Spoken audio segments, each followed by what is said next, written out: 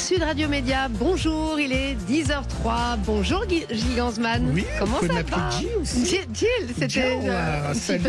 Bah oui, Ça salut. va bien? Et oui, ça va bien, surtout qu'on a une invitée, je ne sais pas, de Comme marque aujourd'hui. Bonjour Bertha. Bonjour. Alors Bertha, c'est une drag queen à la carrière florissante, Bonjour, performance en effeuillage, burlesque, direction artistique de cabaret, candidature à l'émission, on se souvient de vous évidemment dans Drag Race France, et puis cette émission en ligne sur Sisplay, Mini Cooking, on va en parler largement. On fait des petits plats miniatures, c'est ça, hein, c'est des petits objets et on doit cuisiner. Tu as appris Gilles avec Bertha? Non, je me suis beaucoup amusé en fait. Mais j'ai tout ramené, j'ai tous les ustensiles derrière, donc on va cuisiner juste après. Vous savez manier le fouet, le mini-fouet, c'est pas pareil. Hein. Tout est mini. Est-ce que les gens vous reconnaissent en maquillage ou autre? Est-ce qu'il y a deux personnalités en vous? Est-ce que lorsque vous n'êtes pas maquillé, vous êtes différent? Totalement. Moi, je m'attendais au maquillage et à la perruque. Ah bah oui. Je suis déçue. Mais là, on va pas se mentir, il est 10h du matin, je me suis réveillé à 7h, voilà. Mais non, au moins, ça vous donne l'occasion de venir me voir en spectacle et comme ça, vous me verrez maquillé, etc. Pourquoi ça prend combien de temps, ce maquillage? Une transformation complète, pour être la Big dire, Bertha, avec les bijoux, les ongles, tout ça, c'est 3h, 3h30. Ah oui, quand même. Ah bah c'est moins long qu'avec vous. Mais qu'est-ce que tu racontes? On n'a jamais partagé de salle de bain ensemble. Je suis très rapide. J'aime beaucoup cette intimité matinale. Mais sinon, oui, les gens me reconnaissent dans la rue, même en civil, ce que j'appelle en civil. Parce que grâce à l'émission Drag Race France, on m'a vu à la fois en make-up, mais aussi en Loïc. Parce que c'est mon prénom. Et donc, est-ce qu'il y a deux personnalités? Bonjour, allongez-vous, on va parler. Il commence toujours comme ça. Il y a deux personnalités. On va pas oublier que Loïc est la source créative de Bertha. Et Bertha se permet beaucoup plus de choses que moi. Voilà, que Loïc. Elle se permet d'ouvrir grandement sa bouche pour parler de certains sujets, etc. Où moi, je vais peut-être plus réfléchir. Voilà. Alors vous êtes de la région du Sud, on en parlait. Exactement. Vous êtes viril, vous avez fait du rugby. Ouais. Comment, à quel moment? Oui. Du rugby à Castres, c'est ça? Exactement, je suis de Castres, ouais. Comment, à un moment, on se dit, je veux mettre du rouge à lèvres et du maquillage? Ça vient d'une découverte quand j'avais 6 ans. La découverte du Crazy Horse. Découverte du Crazy Horse à la télé le 31 décembre, il passait le Crazy Horse en fait à minuit et j'ai découvert ça et je sais pas, ça a été une révélation, j'étais transporté dans un autre univers, j'ai trouvé ça tellement beau, tellement fin, tellement subtil de mettre en valeur justement la femme avec ses lumières et ça n'est même devenu une carotte auprès de ma maman parce que tous les ans elle me disait Loïc, fais attention si tu n'es pas sage le 31 décembre, il n'y a pas de Crazy Horse. C'est incroyable. Et en fait j'ai découvert ça, après le rugby était passé à la trappe. Le rugby, il était encore un peu là, mais après, je suis passé à la danse et au théâtre. Et après, j'ai découvert l'univers du cabaret, Jean-Marie Rivière, le papa du cabaret français. De l'Alcazar, le Paradis Latin, etc. Et voilà, et toute ma jeunesse a été bercée par toutes ces influences. Et vous êtes là, avec nous. Et ça a été bien pris en province. Ah, ça a été bien pris. De toute façon, mes parents ne sont pas du tout étonnés. Mes parents, en plus, me soutiennent à 4000%. Parce que quand j'étais petit, quand on me demandait qu'est-ce que tu veux faire dans la vie, Loïc, je leur disais, soit je vais être clown ou bosser dans un cabaret. Je fais les deux. Génial. Gilles, le zapping du jour? Sud Radio Média, l'instant zapping. Hier, Canal+ a diffusé un documentaire consacré à Dadju, vous savez, le frère de Maître Gims. Du coup, en aparté sur Canal pour la promotion a reçu le chanteur, donc frère de Maître Gims. Toute la famille vit à Marrakech. Alors forcément, quand il y a eu le tremblement de terre, ils ont eu très peur. Avec Gims, on était en tournée et on a appris la nouvelle en sortant de scène. Et les premières phrases qu'on nous a dit, c'est il y a eu un séisme, un gros séisme au Maroc et on n'arrive plus à voir les enfants. Vos enfants? Ouais, nos enfants. Vous n'arriviez pas à les joindre? Exactement. Parce que ils étaient à la maison, ils étaient au Maroc, ils étaient à Marrakech. Là où on était, on n'avait pas de réseau, ça veut dire qu'on appelle, ça pleure au téléphone et après ça coupe. Vous avez fait rentrer vos enfants, votre famille? Ils voulaient pas rentrer. Ils veulent pas rentrer, ils veulent rester, ils veulent retourner à l'école. Ils veulent, en fait, ils ont envie de continuer de vivre. Et j'ai pas envie de leur casser ça non plus. Bien évidemment, j'ai toujours cette peur et cette crainte. Mais bon, je suis quelqu'un de très croyant et c'est Dieu qui décide. Dans tous les cas, que ce soit en France ou que ce soit au Maroc, s'il a décidé que ça devait se passer comme ça se passera comme ça. Depuis septembre, Nicolas Sarkozy est en tournée promotionnelle pour son nouveau livre. Alors évidemment, les journalistes, vous savez comment ils sont, ils en profitent pour lui parler des affaires. Mais le petit coquin, il a sa petite technique, sa petite méthode pour éviter le sujet, comme l'a repéré Quotidien. On adore la technique de Nicolas Sarkozy, parler sur la question, noyer la question pour que ce soit inaudible. Je ne me suis jamais plaint. Mais aussi jugé et même parfois condamné. Non, on va voir. Savez-vous que l'ordonnance de Romain... Non. La justice a donné tort à 3 reprises à Nicolas Sarkozy, selon Mediapart, qui a voulu faire croire à un faux. L'ordonnance de Romain... La justice a tranché au moins pour ce qui concerne une affaire. Non. Et maintenant, c'est la Cour de cassation. Non. Qui a compris la question de Bruce Toussaint? Non. Personne. Il avait fait la même chose sur France 5. On a appelé l'affaire des écoutes pour laquelle vous avez été condamné. Mais peu importe. Alors on a compté 26 non, 4 oui, 5 non sur France 5, ce qui nous fait quand même un total de 34 non. Il l'a appelé Monsieur Saint en plus. Ouais, exactement. Est-ce que vous pouvez nommer des hommes politiques qui sont venus voir des shows de drag queen? Des hommes politiques? Ouais, non. Des femmes politiques. Des femmes politiques. Qui est venu? On a eu la... Comment elle s'appelle? Dites-moi. C'était la ministre déléguée à l'égalité. Des hommes et des femmes. Schiappa. Ouais. Marlène Schiappa. Non. Celle qui est actuellement. Ouais. Je vais retrouver ça. Avec qui on a fait justement une petite rencontre juste avant. C'était très sympathique. Ça a été la seule. D'accord. Voilà. Et en coulisses? Et en coulisses? Ce qui se passe en coulisses reste en coulisses. Est-ce que c'est important pour vous que les politiques appuient ce phénomène ou... C'est indispensable.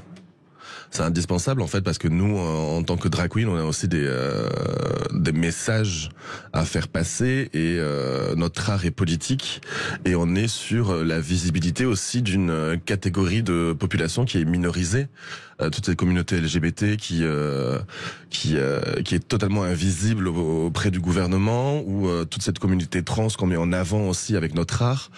On est un peu les porte-parole. Donc on a besoin aussi de ce soutien-là, on a besoin aussi qu'il y ait des actions qui soient faites sur toutes les thématiques de LGBT-phobie, de discrimination, de violence, toutes ces choses-là. Ça fait des années qu'on nous dit que le gouvernement travaille là-dessus.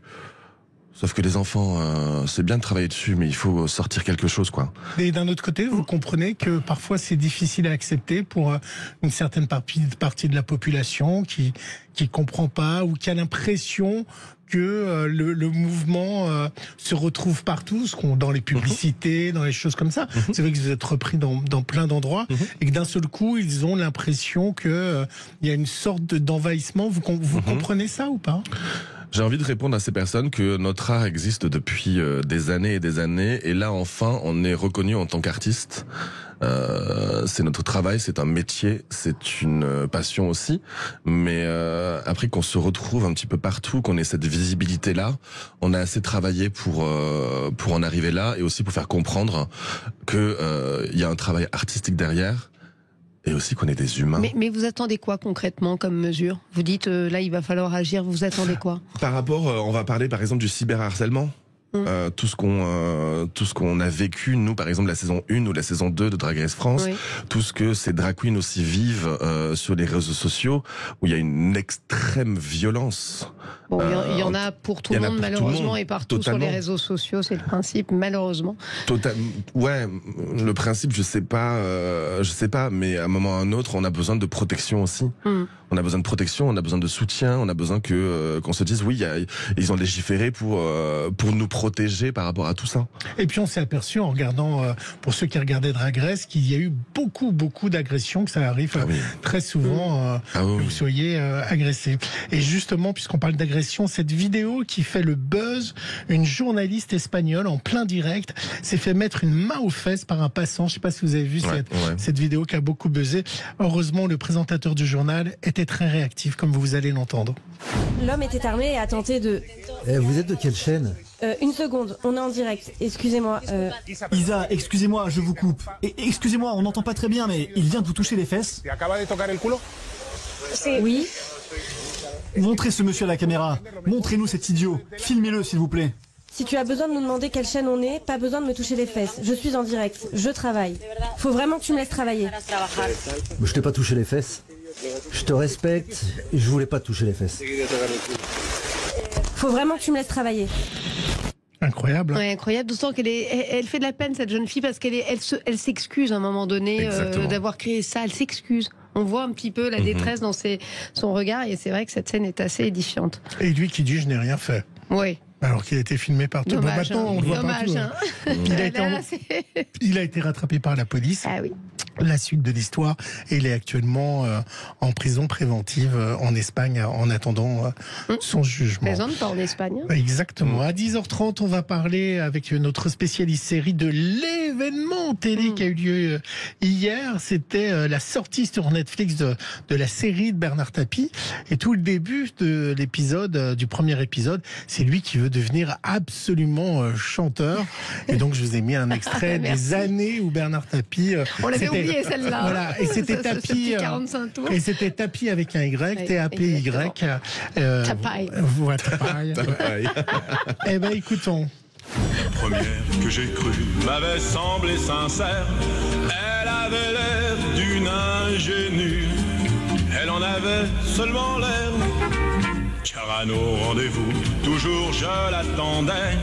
Des heures entières, j'en devenais fou. Mes bouquets de fleurs se fanaient. Je ne crois plus les filles avec leurs mots serments. Je ne crois plus les filles. Non, tu ne trouvais pas? Oui, bien sûr. C'est un l'utiliser son en d'une lip autre sync sur époque. scène, bientôt, on ne sait jamais. Je vais faire du tapaille. Est-ce que vous chantez, vous? Ouais. Allez-y.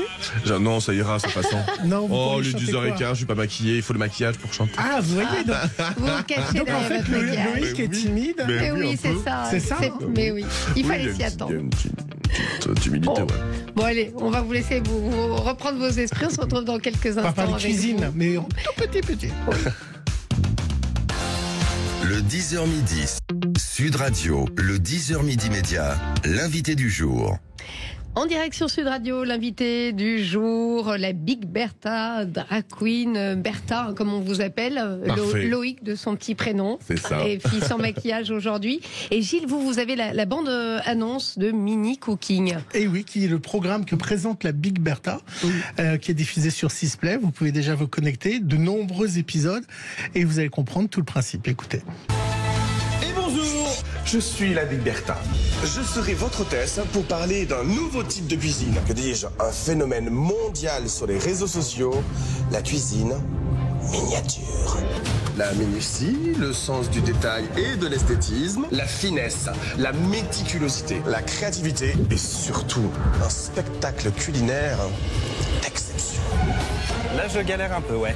Ah, je perds mon fouet. Ah, ça y est, je vais tomber.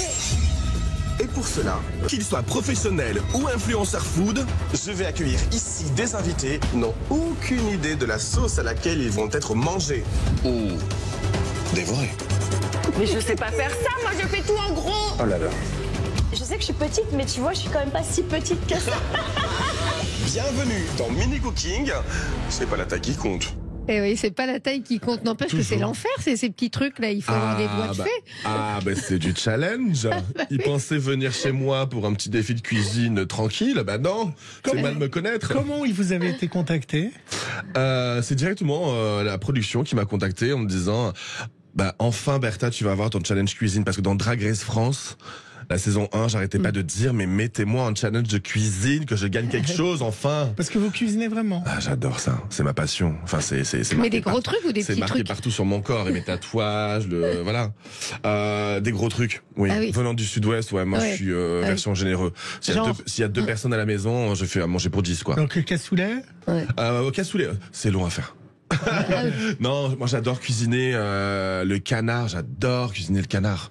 C'est ma passion, mais je cuisine aussi beaucoup Beaucoup de choses différentes. Il y a beaucoup de gens qui, quand ils rentrent du boulot, vont faire un footing pour se relaxer, etc. Alors moi non, je sors mes ustensiles, je me mets en cuisine et j'ouvre mon frigo, je me dis qu'est-ce que je fais à manger. Ok, c'est parti, et je teste des trucs. Et votre plat signature? Mon plat signature. Attention, dans 2 minutes, il s'invite. Ou votre plat pour séduire? Mon plat pour séduire. Ouh, il y en a trop. C'est pour ça que je fais trop manger mes mecs. Non, je pense que mon plat signature, ça va être les magrets de canard en sauce au vin au miel avec des petits grains de moutarde ou le bœuf bourguignon. Ah oui, c'est vraiment les bons plats français. Ah, vous êtes pas bien roboratif. J'ai une passion. Vous n'êtes pas trop les fusions, enfin si, j'en fais. Ah oui, j'en fais aussi sur des poissons, des choses comme ça. Parce que là, on se relève pas. Là, les plats, là, ça dépend avec qui je mange. Alors dans cette émission, donc, vous allez avoir des influenceurs qui vont cuisiner des tout petits plats dans une cuisine miniature, mais vraiment de poupée. De poupée, une cuisine de poupée. Barbie. Et donc dedans, ils vont faire un mini cupcake, un mini club sandwich, une mini pièce montée. Ils arrivent à faire une pièce montée, une mini tarte citron, des mini lasagnes, un mini millefeuille, un mini boboon, un mini burger frites et même des mini croissants. Vous m'avez raconté ça si vous avez pété de mini croissants. Moi, enfin. On va pas se mentir, moi je suis un gros mangeur et quand on m'avait proposé ce projet, j'étais en mode ok, c'est parti, pourquoi pas, découverte. Mais bah non, en fait, quand on a fait les croissants, parce qu'en fait il y a un four, mais le four en fait c'est une bougie chauffe-plat dessous. Une bougie chauffe-plat. Donc on fait les petits croissants, on les met à l'intérieur du four et là je me dis on va voir. Mais bah non. Mais c'est un vrai phénomène sur. Ah oui. Ils sont sortis, c'était doré. Ah mais ça fait quoi, même pas 1 centimètre? Ça tient sur mon ongle. C'est des croissants qui tiennent sur le c'est la mini cookie. C'est très minutieux comme travail. Ah, c'est un énorme travail. Mais ça vient d'où ce phénomène? Ça vient d'Asie en fait. C'est en Corée. C'est une influenceuse coréenne qui s'appelait Mimin en 2016. Et ça marche vraiment sur les réseaux sociaux. C'est des millions de vues. Bon, je suis passée à côté. Ils utilisent souvent ce terme satisfaisant. Oui. C'est très satisfaisant. Moi, je trouve ça assez réconfortant, je sais pas, de travailler toute cette chose-là. Il faut vraiment concentré sur ces tout petits formats et moi j'adore le contraste entre la Big Bertha et ce petit format. Oui, c'est ça l'idée. J'adore. Mais arriver à faire une mini tarte meringuée, parce que la pâtisserie c'est ce qu'il y a de plus compliqué en cuisine. C'est l'enfer. Moi je déteste cuisiner la pâtisserie justement parce que moi quand je cuisine je suis tout le temps en mode je trempe un doigt, je goûte, hop je rajoute quelque chose. Vous n'êtes pas du genre à peser? Pas du tout. Ah oui. Ça se voit. Voilà. Mais non, l'émission est formidable. Vous avez eu du plaisir dans ce rôle d'animateur? Ouais. J'ai vraiment adoré présenter cette émission-là parce que ça parle de cuisine et de deux aussi j'ai adoré être avec tous mes invités où certes on parlait de cuisine mais il y avait aussi d'autres éléments où on parlait de nos vies, où on parlait de nos parcours où je me rappelle avec Arnaud il y avait un passage qui était assez émouvant où il me parlait justement de comment il est venu à la cuisine par rapport à sa mère qui malheureusement n'est plus là et toute cette transmission et moi la cuisine pour moi c'est aussi un gage de partage, un gage d'amour et aussi un gage de transmission. Moi, tout ce que je sais en cuisine, ça vient des femmes de ma famille, de mes grands-mères, de mes tantes, ouais. Carrément. Quand on écoute les chefs, c'est souvent les grands-mères. Absolument, la transmission. Drag Race France a changé votre vie, en fait? Ça a totalement changé ma vie. Je bossais déjà beaucoup avant, mais Drag Race m'a permis d'avoir une visibilité auprès des médias et une visibilité aussi à l'international. J'étais un peu choqué quand Sam Smith était au courant de mon existence, où il s'est dit mais attendez, la Big Bertha c'est celle qui m'a fait pleurer dans Drag Race France? Oui, c'est moi. Ah, c'est incroyable. C'est moi, c'est vraiment dingue. C'est vraiment fou cette visibilité aussi auprès de célébrités qu'on adorait. Sam Smith Il est amoureux de vous, Sam Smith? Vous envoyez des lettres? Ça peut faire la une de Voici, ça. Sam Smith amoureux de la Big Bertha, ça peut faire des vues. C'est un ange, c'est la personne la plus adorable au monde que j'ai pu rencontrer. Mais est-ce que vous étiez payé dans Drag Race? Oui, bien sûr. Vous étiez payé combien? Des millions. Non, mais c'est pour ça que j'ai construit une villa à Dunkerque. Non, mais c'est une prestation payée. Oui, tout à fait, bien sûr. Oui, carrément. Et vous trouvez ça normal? Totalement. Et alors comment les robes, vous les faisiez sur place ou des fois vous aviez des moyens ou des couturiers vous aidaient parce qu'on voyait qu'il y avait beaucoup d'entraide sur les défilés? Ah, sur place, pas du tout. On passait des nuits blanches. Ah oui, on passait des nuits blanches, des fois, à faire des choses, à vous les fabriquiez vous-même vraiment? Oui, il y avait certains éléments qu'on fabriquait sur place. Avec multitâche. Hein. Ah oui, mais en fait, Drag Race, c'est la compétition la plus dure à la télé. Parce qu'en fait, c'est les Jeux Olympiques du drag. On nous demande de tout faire. Chanter, danser, écrire des paroles, écrire des textes, jouer la comédie. Miss France, c'est un parcours de santé à côté. Ah ben oui, c'est un parcours de santé, c'est clair. Comment vous faites, comment font les talons pour résister à vos poids? Je me suis posé la question. C'est une vraie question, Gilles. Non, mais c'est une vraie question, c'est une vraie question. Oui. Non, c'est vrai. Ben, en fait, on change de talon tout le temps. Ah, vous cassez beaucoup de talons? Ah ben oui. Les talons aiguilles ne m'aiment pas. Premièrement, non, c'est pour ça. Il y a des bottines, il y a des cuissards, il y a des choses comme ça, des talons un petit peu plus épais. Voilà, pour danser, c'est important. Qu'est-ce que vous répondez en disant que c'est pas le service public qui doit produire Drag Race? Est-ce que vous comprenez que ça a été très surprenant d'avoir une telle visibilité sur ce programme qui existe sur des chaînes aux États-Unis, mais pas sur des chaînes nationales comme c'est la seule chaîne. Enfin, c'est un des rares pays qui donne une vraie visibilité à Drag Race. Hein. On est tellement fiers. On est tellement fiers que le service public ait pris ce pari et le culot de proposer ce format qui a été très attendu de notre communauté. Beaucoup de personnes attendaient la franchise française parce qu'il y a ça de l'américaine. Elle est même d'une certaine manière politique. Totalement. Ah mais totalement que France Télévisions se permette de se dire ok, on va taper du poing sur la table et on va s'investir aussi dans la communauté, on va s'investir pour produire un spectacle, parce que clairement Drag Race France c'est un spectacle, d'offrir cette visibilité là. Nous on était d'une fierté extrême et comment ça a été reçu par justement les téléspectateurs? Il y a eu de tout. Mais comme d'habitude dans ma vie, je me base uniquement sur le positif. Donc ça a été une explosion d'amour. Plein de gens étaient hyper contents. Ils avaient peur de cette version française. Ils avaient peur, ils se disaient oh, c'est une adaptation encore une fois. Qu'est-ce qui va se passer? Et en fait, on s'est rendu compte que c'était quelque chose de très bienveillant et très français. C'est quoi votre futur, vos projets? Ah, mes futurs, c'est toujours le Cabaret Le Secret où je suis résident à Paris. Et est-ce que peut-être, attention, exclusivité Sud Radio, est-ce que peut-être on va goûter les plats de Bertha quelque part dans Paris incessamment sous peu? On viendra, Gilles, n'est-ce pas? Super. Il en faudra il s'appellera comment le restaurant? Il s'appellera comment le resto? J'ai pas non plus filé toutes les infos, mais on pourra goûter. Merci Bertha. Je viendrai pour la crémaillère. Avec grand plaisir. Moi aussi. Merci si on est invité. Merci beaucoup Bertha. Merci à vous. Et puis on va. J'ai les moyens. Non, enfin si on est invité à venir à l'inauguration. Moi je quémande. Évidemment. Vous êtes du genre à quémander, vous. Je parlais de la fête de la crémaillère. En général, on paye pas quand même, mon cher Gilles. Vous avez des amis bizarres. Bon allez, on parle de Bernard Tapie dans quelques instants puisque la série c'est depuis hier sur Netflix. À tout de suite.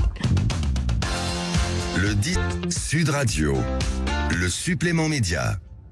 10h32, supplément média. Et Gilles, on est avec Romain Niguita, journaliste spécialiste des séries. Qui ne se déguise pas en femme, à ma connaissance. Non, a priori. Romain, ou on ne sait pas, peut-être. On ne sait pas, peut-être. Voilà, pour parler d'un événement, la sortie de Tapie, la série disponible sur Netflix depuis hier soir. Je ne sais pas si nos auditeurs ont déjà eu l'occasion de commencer à regarder cette série. En tout cas, on va voir si on va leur donner envie ou pas. On va en discuter avec Romain, qui est le grand spécialiste des séries pour Téléstar et pour tout plein de journaux. Il a travaillé bien avant au JDD où il a fait un article et vous avez vu ça en avant-première, vous, le Tapie. Bonjour Romain. Bonjour Romain. Bonjour Stéphanie, bonjour Gilles. En effet, moi j'ai pu voir la série en avril dernier en amont du Festival Cannes Série où la série était en sélection officielle avec les 2 premiers épisodes qui étaient projetés là-bas.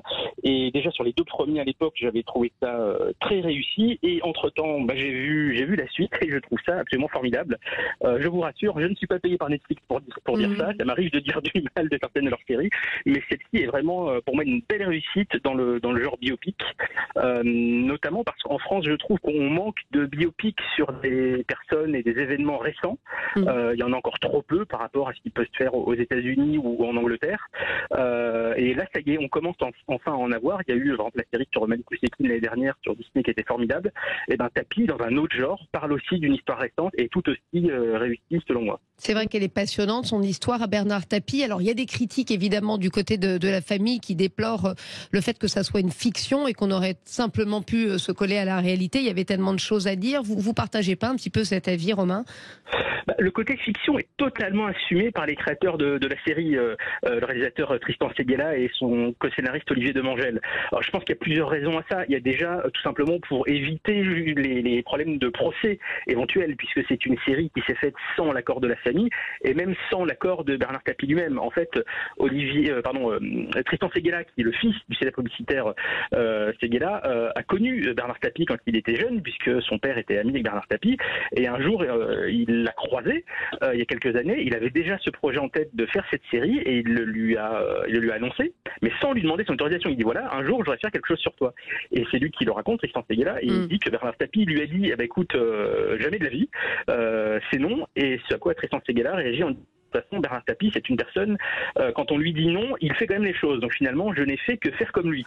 Donc finalement, ce côté un peu mise en abîme de la raison pour laquelle ils ont voulu faire la série, je trouve, est assez savoureuse. Alors, oui, en effet, oui, mais d'un autre côté, Romain, la série, elle a été faite alors qu'il était en train de mourir, et pas de mourir de façon calme, de façon où il y a eu plusieurs étapes d'agonie, d'hospitalisation, des chimiothérapies très violentes. On l'a vu perdre sa voix, on a vu son physique changer, on l'a vu maigrir, et pendant ce temps-là, on imagine que Tristan Seguela et des scénaristes, pendant qu'on voyait on voyait Bernard Tapie petit à petit se diriger vers la mort, eux faisaient une série en coulisses.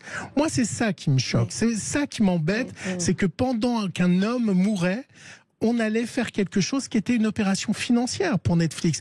Les Netflix et les Américains, ils n'ont pas le lien que nous on peut avoir ou que les Marseillais peuvent avoir avec Bernard Tapie.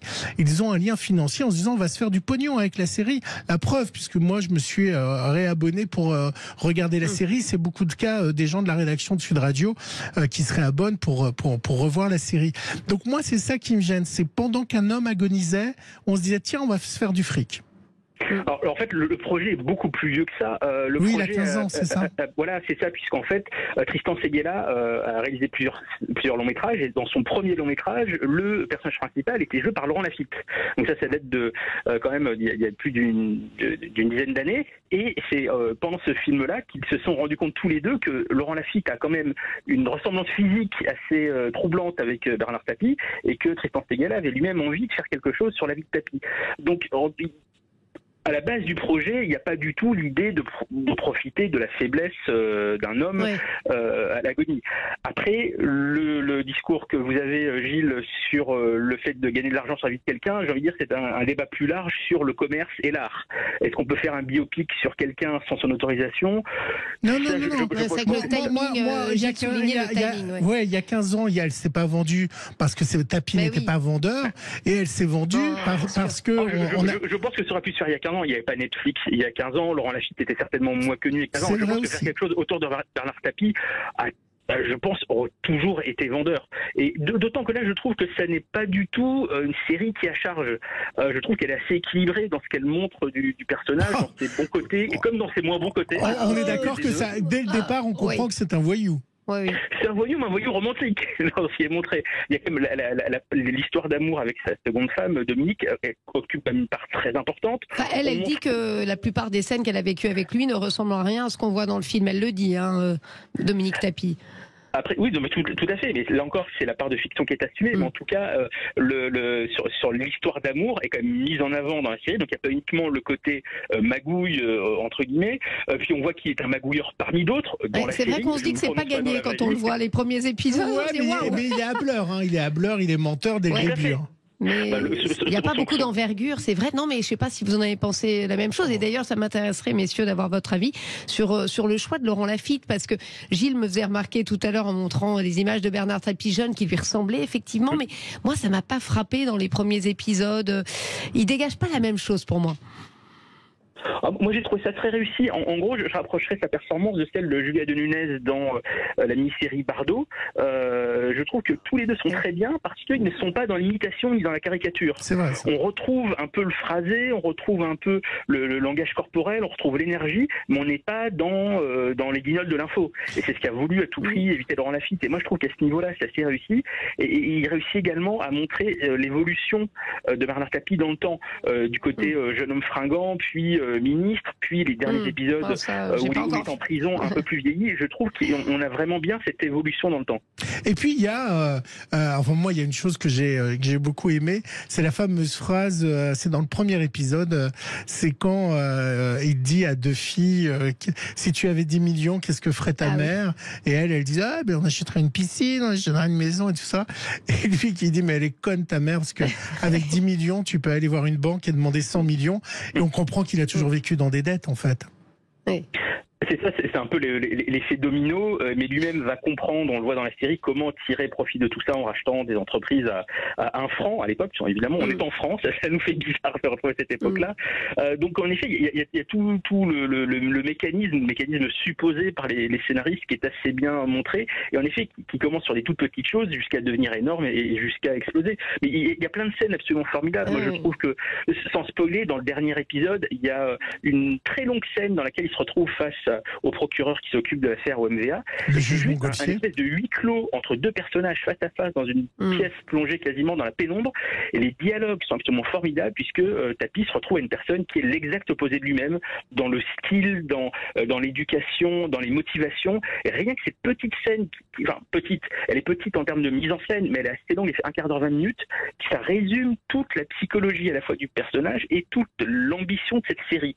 Parce que ce que j'ai trouvé très réussi, c'est qu'on a vraiment un fil conducteur tout au fil de la série, c'est la manière dont ce tapis, en tout cas ce tapis de fiction, construit lui-même son propre destin comme un espèce d'enfant de la télé qui a voulu voir sa vie au prisme de la médiatisation de la télévision. D'abord, il vend des télés au porte-à-porte, puis ensuite il est dans la télé. Donc je trouve que ce fil-là est vraiment tenu du début à la fin. On voit qu'il est très borderline quand même dès le départ, avec son projet du cœur. C'est l'origine d'ailleurs. Et alors, un Fabrice Lucchini incroyable dans le premier épisode. Moi, j'ai jamais vu Fabrice Lucchini comme ça. On dirait Michel Bouquet. Je sais pas si vous avez la même remarque, Romain. Ah oui, Lucchini est absolument démoniaque. Vous me disiez tout à l'heure que Bernard Tapie n'était pas montré de son meilleur jour, mais le personnage de Lucchini que joue Lucchini, qui est l'un de ses premiers associés, est encore plus démoniaque que lui. En même temps, lui, on s'en souvient plus. On n'a pas d'éléments de comparaison. Mais je vous propose d'écouter la bande-annonce. Ça va vous donner l'atmosphère de cette série, qui est donc la série de Netflix, qui est disponible depuis hier pour ceux qui sont abonnés à Netflix. Mais vous pouvez vous abonner, regarder la série, vous désabonner. Moi, je fonce tout droit, sans me retourner, sans regarder dans le rétroviseur, toute ma vie. Monsieur Loiseau, je viens vous vendre la France de demain. Ah bon, c'est ça la France de demain? Non, la France de demain, c'est moi. T-A-P-I-E. Bernard Tapie. Bernard Tapie. Monsieur Tapie. Monsieur le Président. Souvenez-vous bien de ce nom parce qu'il y aura un avant et un après. Bon, je vais créer un nouveau business. Vous pourriez venir bosser avec moi, non? L'homme est devenu un symbole de la réussite. Il aime avant tout la notoriété et la gloire. Tu me fais tout péter. Il faut genre 10 feux d'artifice ou 10 feux de Bengale. Il faut leur en foutre plein la vue. Applause, applause, applause, applause. Vous n'avez pas peur de tout gâcher en ayant les yeux plus gros que le ventre, quoi? Ah, je veux te dire, dans notre métier, il faut avoir les yeux plus gros que le ventre. Ça donne le ton. Ça donne le ton. Je voulais savoir, on m'a fait remarquer, un journaliste de la rédaction de Sud Radio, que les prénoms des enfants ont été modifiés. C'est uniquement pour des raisons juridiques, parce qu'ils ont gardé le même prénom pour sa femme. Alors non seulement modifié, mais ils ont fusionné certains des enfants. Par exemple, dans son premier mariage, il a eu 2 enfants, et là, ils ont fusionné ces 2 enfants en un seul. Donc oui, je pense qu'il y a à la fois des simplifications scénaristiques, parce que les enfants sont pas tellement le focus de la série. En effet, peut-être avoir plus de liberté pour éviter les procès.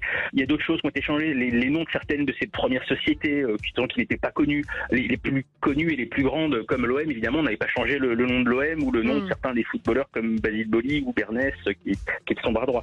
Donc je pense que c'était à la fois de la simplification et en effet pour éviter d'éventuels procès. Merci Romain Nikita d'avoir été avec nous, journaliste spécialiste des séries à l'occasion de la sortie de Tapie. Voilà, la série disponible sur Netflix. Merci Gilles Gansman, on se voit demain. C'est la dernière. Ah, c'est la dernière déjà, c'est passé vite. C'est passé vite, mais bon, écoutez. Demain, on parlera de l'enfance en danger sur les réseaux sociaux et comment TikTok, Instagram a pris le pouvoir sur nos enfants. Oh là, vaste programme, hein. Prévoyons un débat long de. Oui. Merci Gilles, à demain.